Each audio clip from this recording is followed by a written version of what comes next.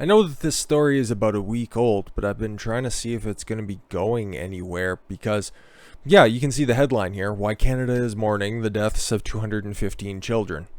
Well, these are really, really, really old deaths, and I don't want to discount them at all whatsoever, and please do not take that message away from this. I'm just trying to get to the bottom of this. I'm trying to figure out what the fuck the purpose of all this is, really, because to me, it just looks like another one of these pushes in order to create the racial division that Justin Trudeau and the elected government up here in Canada desperately wants oh so badly. So it is a horrific thing that happened. I just don't know much about these residential schools that seem to have caused these deaths. And like I said, because I can't find any sort of reliable, unpartisan description of these residential schools without inflammatory rhetoric describing everything that goes on. Because what it looks like doesn't mesh with reality. And we'll get into that a little bit. The preliminary discovery last week of the remains of 215 Indigenous children, students of Canada's largest residential school, has prompted nationwide outrage and calls for further searches of unmarked graves. Here's what they know so far, and this is a little bit old, but it's mostly a good recap of everything that has been unearthed so far. Sorry for the crass language, but, hey, like I said, no fault, no disrespect to the dead kids. I guess apparently they're all First Nations people in some form or fashion. I don't know. I can't find a perfect beat on this.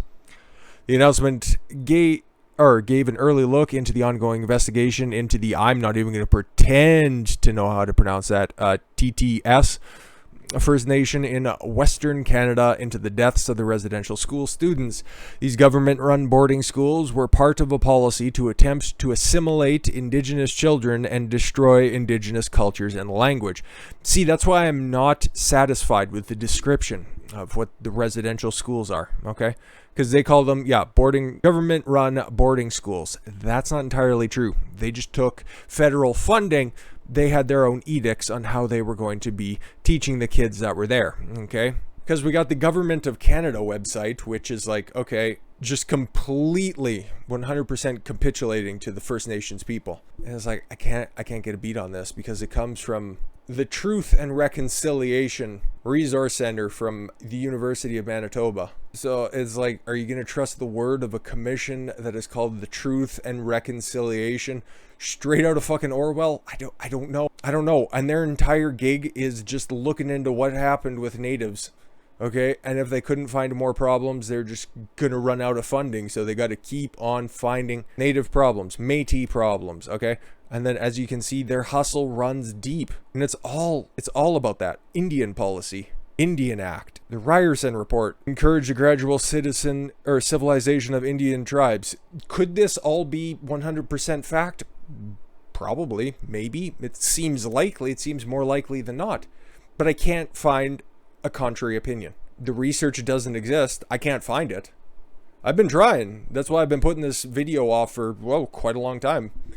There's some other stuff that I could have pre-recorded for today, but I just couldn't find more information on this. But here's, Government of Canada website, government.ca, background. Residential schools for Indigenous children existed in Canada from the 17th century until the late 1990s. 1997 was when it was put out of commission, and 1996 it was barely operational. So there's a little bit more background. During the 19th and 20th centuries, a formal system of the residential schooling for Indigenous children was established and expanded throughout Canada.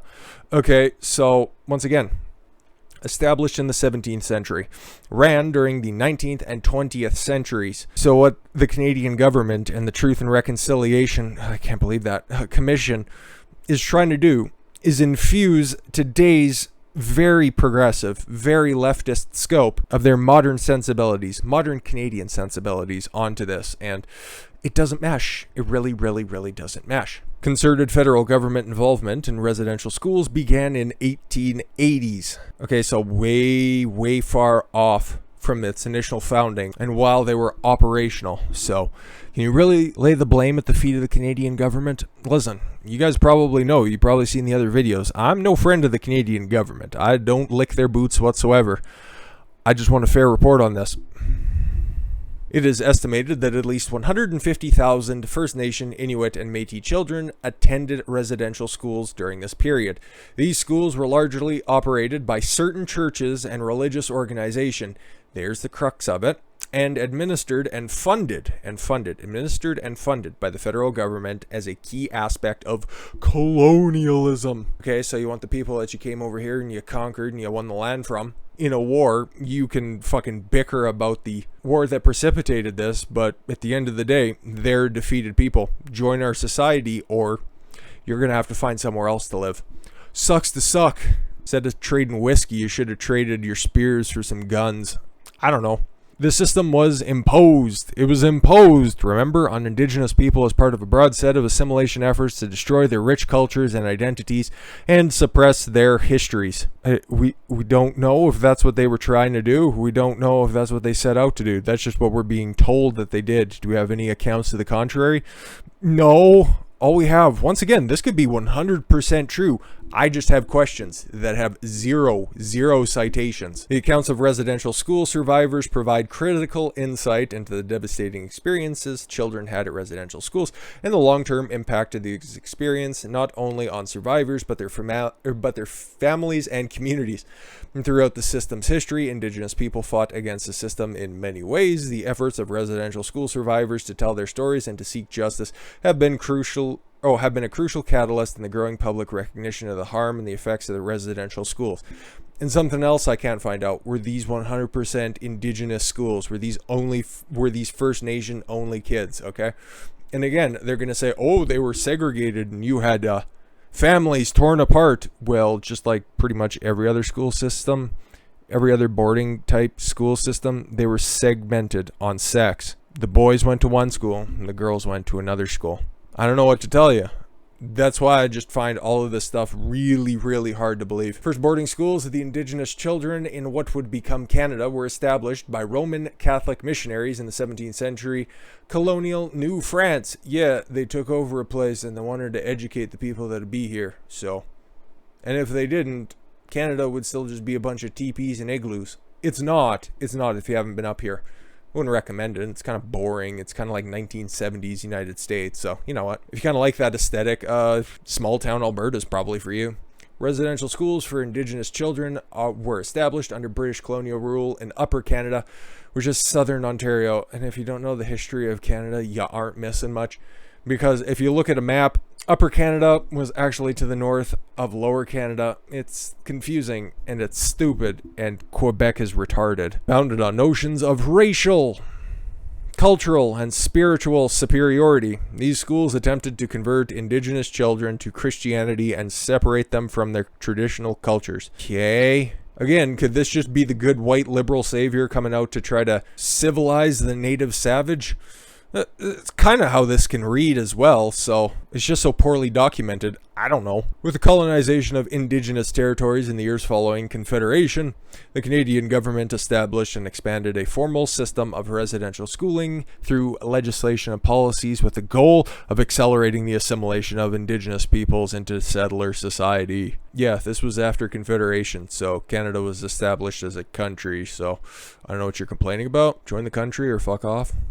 The system expanded west and north. We're talking actual directions now, not some sort of bastardized French-Canadian version of north or upper or lower. With most of the schools in the north and Quebec opening after 1950, and they weren't open for very long. In general, schools focused on providing instruction in trades and agriculture for boys and domestic tasks for girls. Based. Residential schools operated in addition to federally funded day schools, which were often run by religious organizations, keeping the tradition strong. In the 1950s and 60s, the federal government began to pursue a policy of integration in southern Canada, where the Canadian version of Joe Biden definitely opposed this because busing and shit, whereby some First Nations children would attend schools in the provincial school system, especially for the higher grades. In the north, the government administered a system of hostels and day schools for First Nations, Inuit, and Métis children.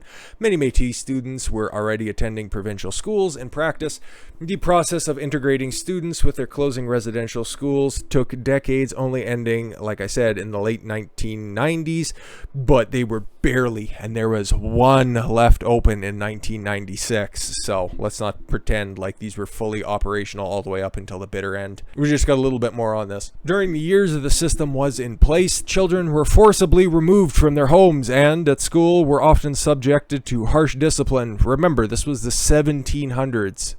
Or I'm sorry, the 1800s and the 1900s. So what is harsh discipline? Malnutrition, starvation, poor health care, physical, emotional, and sexual abuse, neglect, and the deliberate suppression of their cultures and languages. Save the most horrific claim for last. Oh my god.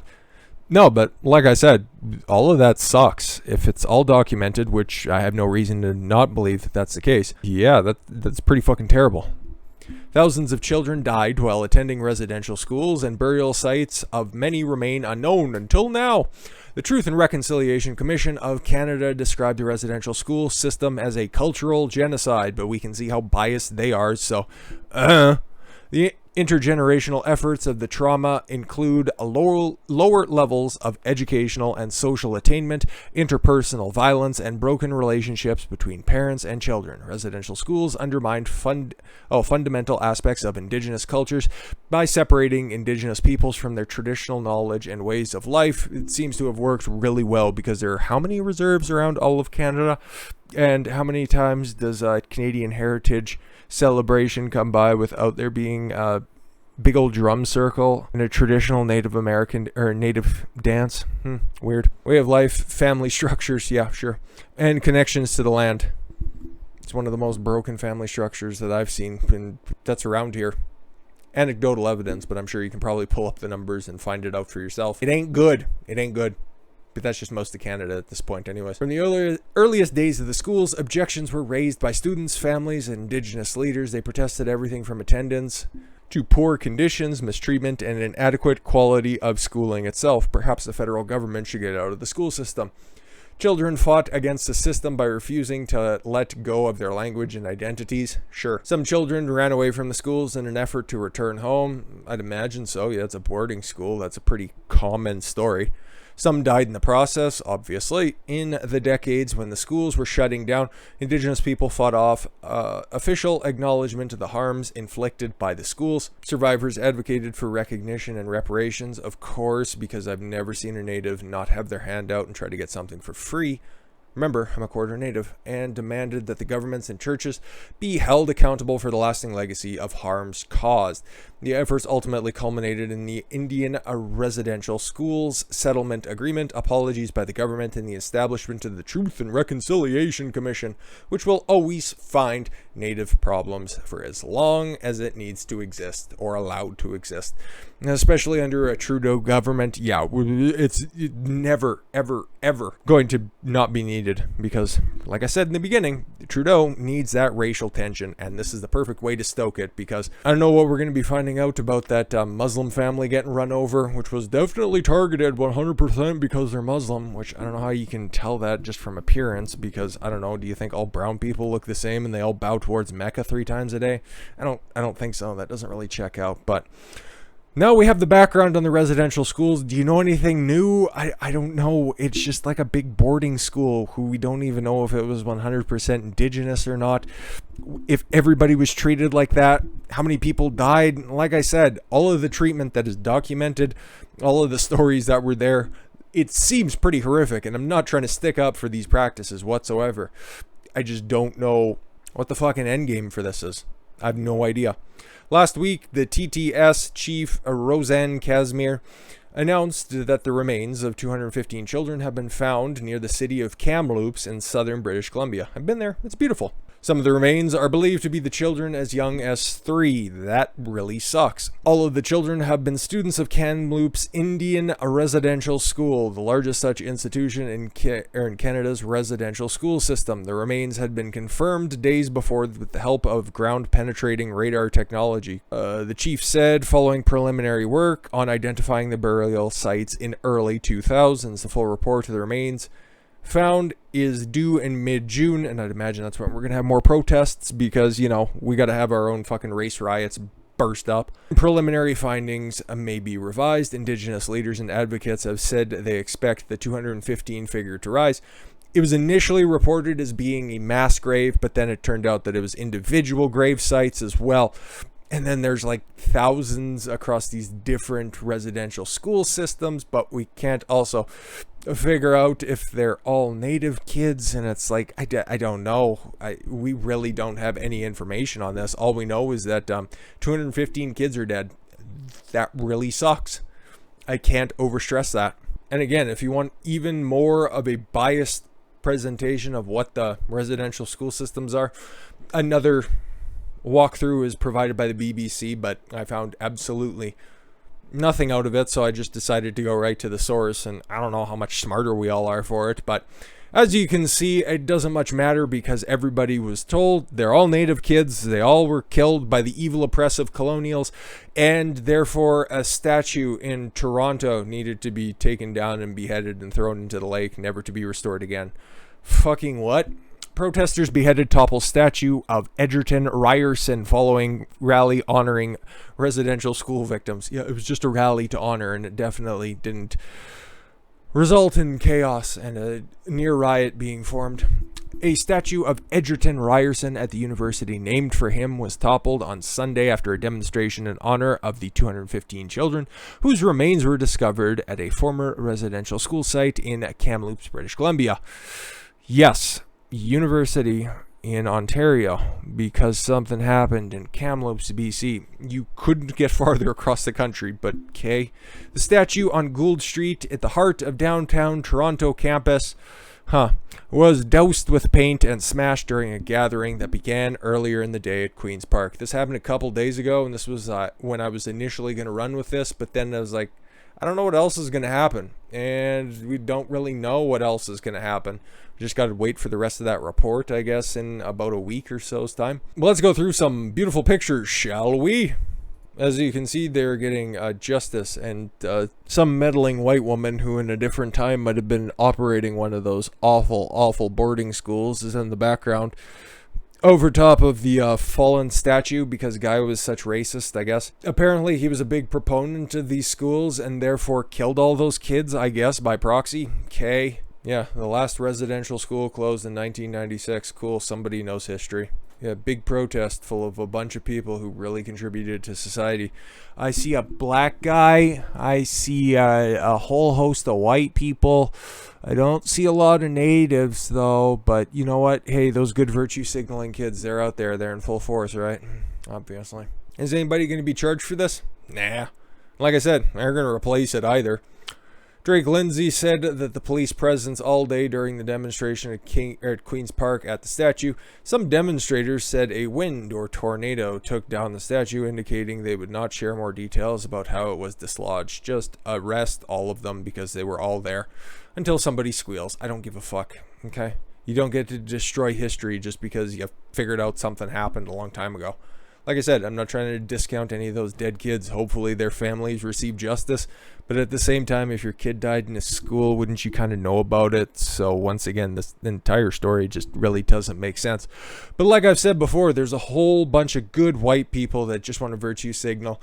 And the city of Victoria, not terribly close to Kamloops, definitely farther away from where the statue was toppled over, but once again, another good, virtuous white woman, in brackets, the mayor of Victoria, the capital of British Columbia, she's canceling Canada Day. Like you see in the headline here. Cancels Canada Day, citing residential school tragedy. Not in her jurisdiction. Why is she canceling Canada Day?